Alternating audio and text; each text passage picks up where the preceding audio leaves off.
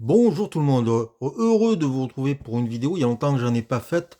Je me suis euh, concentré sur les lives, mais de temps en temps, maintenant, je vais essayer de faire aussi quand même des vidéos à partager. Surtout quand c'est pour ce genre de projet qui est actuellement sur Arte. Pour mettre en avant des acteurs ou des réalisateurs, ils ont tendance à faire des cycles. Et actuellement, j'avais déjà parlé de Arte, j'avais fait un big up les remerciant pour leur programmation sur leur plateforme. Actuellement, on peut voir un hommage à Marion Cotillard, à des jeunes réalisateurs allemands. On peut aussi voir du Roberto Rossellini. Et cette semaine, et c'est de ça que je vais parler, on peut voir actuellement un cycle, une rétrospective. Je dirais plutôt cycle, c'est plus joli. Parce que quand j'étais enfant, il y avait les cycles à la télévision de personnalités dans le genre, dans le cinéma de minuit ou le cinéma le ciné-club. Il y avait des cycles. Les cycles, c'est pendant tout un mois, on présente un film d'un acteur ou d'un réalisateur. Et là, c'est un acteur et c'est Michel Piccoli. Michel Piccoli, à qui on doit, mais alors, pléthore de films, qui est, on pourrait dire, la star. La star, c'est peut-être pas le mot, mais l'acteur emblématique des années 70. À ce moment-là, chaque film qu'il fait, c'est grandiose. Alors même qu'il a démarré très tôt, hein. Il y a son premier film en tant qu'acteur, c'est un Louis Daquin, La Pointe du Jour, que je ne connais pas, qui raconte la vie de mineurs. Donc ça c'est très intéressant parce que ça va permettre, et ça va me permettre moi de découvrir son premier film. C'est toujours passionnant de voir les premiers films, de voir aussi les changements de physique. Mais bon, Michel Piccoli, il a vraiment démarré en France dans les années 60.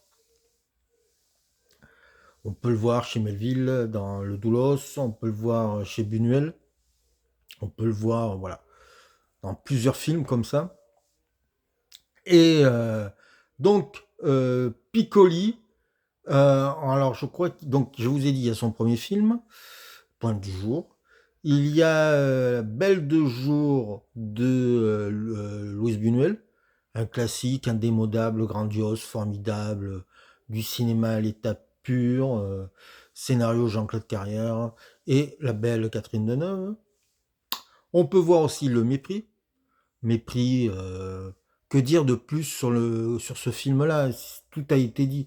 Film magnifique sur le cinéma, avec une Brigitte Bardot exceptionnelle, et Piccoli, pendant l'une des scènes de ménage les plus folles et les plus intenses du cinéma. Donc c'est un film à voir. Donc ça fait trois films. On peut voir ou revoir Vincent, François, Paul et les autres. La classique des années 70, Claude Sautet.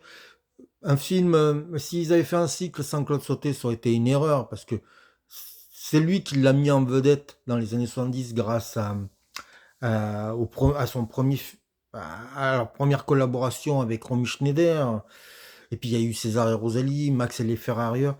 Alors, je dis pas le titre du film qui les a mis en avant, parce que je me souviens plus. Le titre m'a échappé. Les choses de la vie. Ça y est, c'est revenu. Ouh là là, ça a été, celle-là, elle est venue de loin. Donc, mais là, on a Vincent, François, Paul et les autres, avec Montand, Depardieu, Serge Reggiani, Marie Dubois.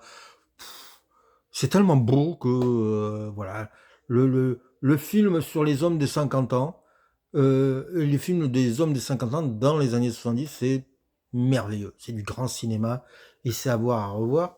On peut voir ou revoir. Alors là, c'est intéressant. Le prix du danger de Yves Boisset. Ils ont fait deux, trois films ensemble avec Yves Boisset. Et à chaque fois, il a eu des rôles assez démoniaques, Piccoli.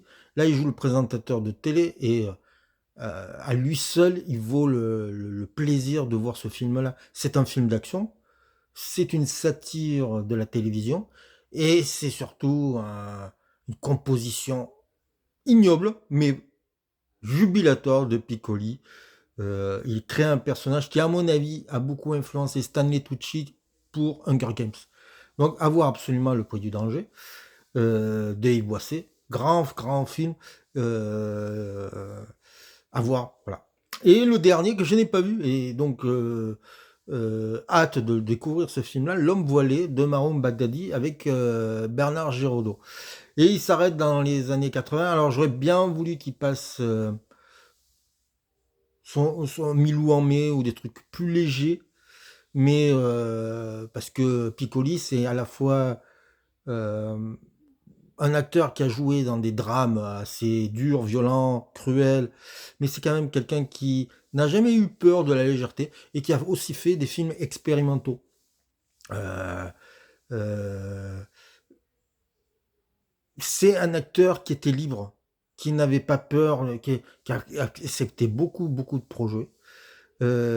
Make My Day va sortir un film de lui qui s'appelle La Faille, un film avec lui qui s'appelle La Faille en début décembre que je veux absolument voir parce que Piccoli, voilà, Piccoli, c'est un acteur que peut-être je n'appréciais pas jeune parce que je comprenais pas trop malin, trop jubilatoire, mais qui maintenant m'éclate quoi. Quand je vois le jeu des acteurs d'aujourd'hui, lui il allait à fond, il osait tout et c'est ça sa force. C'est un acteur qui n'avait pas peur de son image. Les acteurs ne devraient pas peur du ridicule, ne devraient pas peur de son image, ne devraient pas dire oh, tiens, je vais pas embrasser un tel, tiens, je vais pas faire ci, je vais pas faire ça. Un acteur doit tout jouer.